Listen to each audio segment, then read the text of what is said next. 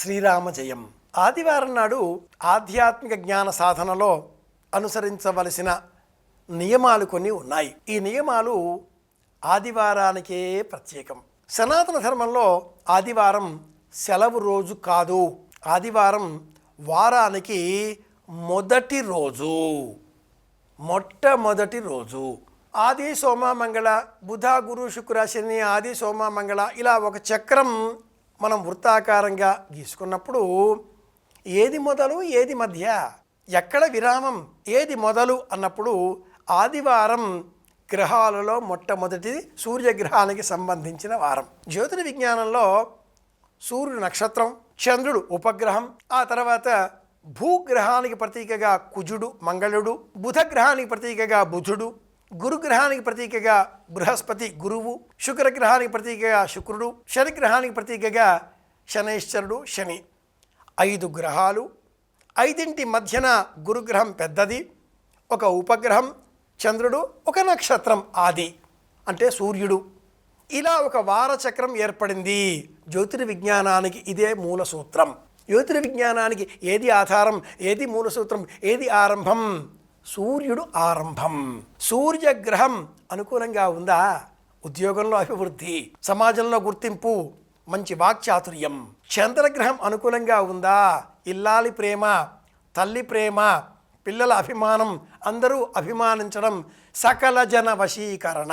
కుజగ్రహం అనుకూలంగా ఉంటే రియల్ ఎస్టేట్, భూమి, వ్యాపారాలు, లాభం, ధనం, పెట్టుబడులు. బుధగ్రహం అనుకూలంగా ఉంటే మంచి ఊహ, చదువు, సర్టిఫికేట్లు, డిగ్రీలు.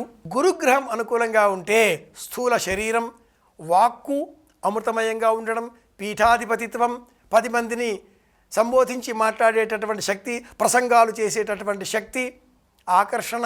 శుక్రగ్రహం అనుకూలంగా ఉందా? అనేక గృహాలు, ఆస్తులు, వాహనాలు, విదేశీ ప్రయాణాలు, శాలువాలు, గౌరవాలు, పట్టుచీరలు. శనిగ్రహం అనుకూలంగా ఉందా? క్రమశిక్షణ, పట్టుదల, నెమ్మదితనం, దీర్ఘ ఆయుర్దాయం. గ్రహాలలో ఉండే అనుకూలమైన విషయాలనే మనం ముచ్చటించుకుందాం. ప్రతికూలతలు అంటే రవిగ్రహం కారణంగా క్రూరత్వం, హింసించే గుణం. చంద్రగ్రహం కారణంగా మెతక స్వభావం, దరిద్రం కూడా, అనారోగ్యం, కుష్టు వ్యాధి. కుజుడి కారకత్వంగా వచ్చే వ్యతిరేకత, శత్రుత్వాలు, ఆకస్మిక ప్రమాదాలు, ప్రయాణాలలో మరణాలు. బుధగ్రహం వ్యతిరేకంగా ఉంటే వ్యతిరేక ఫలితాలలో మాట తడబడడం, నత్తి, మూగ, అర్ధాంతర మరణం. గురుగ్రహం వ్యతిరేకంగా ఉందా? అజ్ఞానం, అవివేకం, మూర్ఖత్వం. శుక్రగ్రహం వ్యతిరేకంగా ఉందా? వివాహం కాకపోవడం, వృథా భ్రమణాలు, పిచ్చి, ప్రేలాపన లేదా స్త్రీ సంబంధిత వ్యవహారాలలో అపకీర్తి. శనిగ్రహం ప్రమాదకరంగా అనుకూలంగా లేదా? క్యాన్సర్ వ్యాధి, రక్త సంబంధిత వ్యాధులు. గ్రహాల అనుకూలతలు మంచి ఫలితాలను ఇస్తే గ్రహాల ప్రతికూలతలు ఇలా ఇంత ప్రమాదాన్ని తెచ్చిపెడతాయి. ఈ అన్నింటినీ బేరేజు చేసే విధంగా ఆదివారం నాడు పాటించవలసిన అద్భుతమైనటువంటి పరిహారం ఒకటి ఉంది. ఆదివారం ఉపవాస వ్రతం పాటించడం.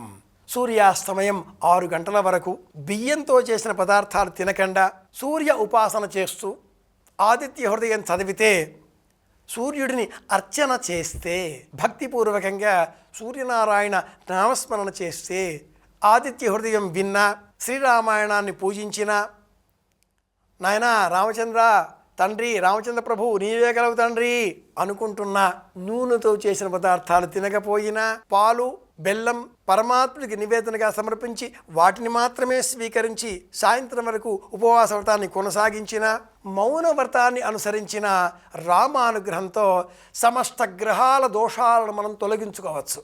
వారానికి ఒక్కరోజైన ఈ ఆదివారం నాడు ఇలా నియమబద్ధంగా మనం జీవితాన్ని గడిపితే సోమవారం నుంచి శనివారం వరకు ఉండేటటువంటి మిగతా వారాల ఆధిపత్యాలు గల ఆ గ్రహాల అనుకూలతలు మనం సాధించుకోగలుగుతాం. ప్రతికూలతలు తొలగించుకొని అన్నిటా కూడా అనుకూల శక్తులతో ప్రతి విజయాన్ని స్వాధీనం చేసుకోగలుగుతాం.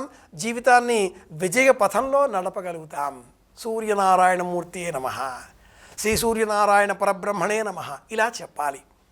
గంధం పరికల్పయామి, పుష్పం పరికల్పయామి, ధూపం పరికల్పయామి, దీపం పరికల్పయామి, సమస్త రాజోపచార పూజాన్ పరికల్పయామి నమస్కరోమి ఘృణ సూర్య ఆదిత్యోం. వస్తే చెబుతాం, లేకపోతే విందాం. భాస్కరాజ విద్మహే మహద్యుతికరాజ ధీమహి తన్నో ఆదిత్య ప్రచోదయాత్. దివాకర నమస్తుభ్యం ప్రభాకర నమోస్తుతే. ఎన్ని శ్లోకాలున్నాయో శ్రీరామాయణంలో. 107వ సర్గ ఆదిత్య హృదయం తతో యుద్ధ పరిశ్రాంతం. ఈ శ్లోకాలన్నీ మీరు గబగబా చెప్పేస్తారండి, మాకు రావండి అంటారా? వినండి. విన్నా కూడా అంతే ప్రయోజనాన్ని అర్చన మనకు అందిస్తుంది. ఇదే అర్చన, ఇదే సూర్య అర్చన. చేద్దాం, అందరి క్షేమాన్ని కోరుదాం. మళ్ళీ కలుసుకుందాం. శ్రీరామ జయం.